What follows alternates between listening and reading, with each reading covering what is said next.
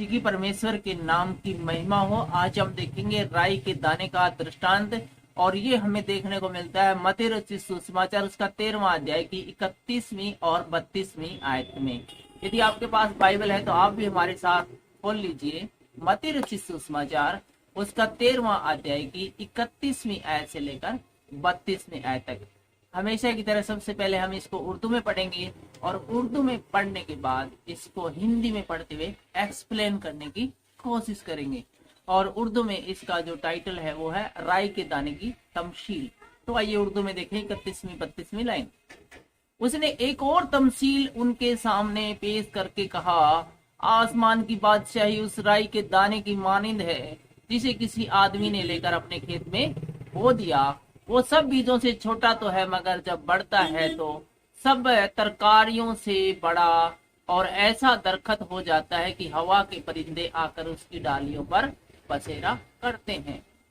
आज का वचन उर्दू में सुने जाने पर परमेश्वर आपको आशीष दे, बरकत दे। अब देखते हैं राई के दाने का दृष्टांत हिंदी में, और इसकी 31वीं आयत में यीशु मसीह बताते हैं, उसने उन्हें एक और दृष्टांत दिया, अर्थात यीशु मसीह ने उन्हें एक और किस्सा सुनाया, एक और एग्जाम्पल दिया, एक और उदाहरण दिया।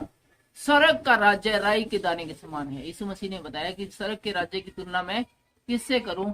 मैं यदि राई के दाने के समान स्वर्ग की राज्य की तुलना करूं तो स्वर्ग का राज्य भी बिल्कुल राई के दाने के समान है, जिसे किसी मनुष्य ने लेकर अपने खेत में बो दिया।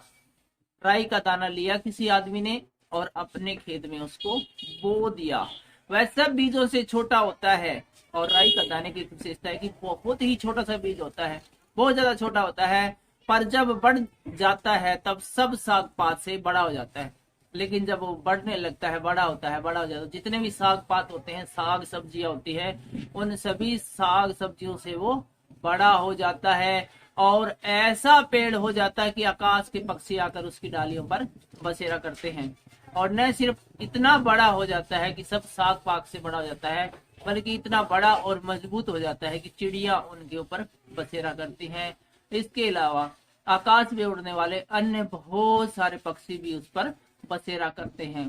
कहने का मतलब ये कि बीज तो छोटा सा है राई के दाने का, लेकिन उसका जो पेड़ है, जो वृक्ष है, वो बहुत ज्यादा बड़ा है।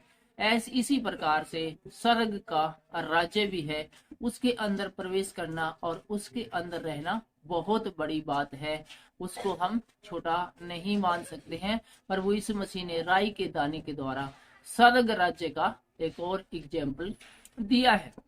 इसी प्रकार से हम कह सकते हैं कि यीशु मसीह इस दुनिया में शारीरिक रूप में आए, तो वो शारीरिक रूप में देखने में तो हम जैसे ही एक नॉर्मल दिखाई देते हैं, लेकिन एक्चुअल में वो स्वर्ग का द्वार है। जो कोई उसके अंदर से प्रवेश करता है, उसकी शिक्षाओं को मानता है, तो वो एक ऐसे बड़े राज्य में प्रवेश कर जाता है।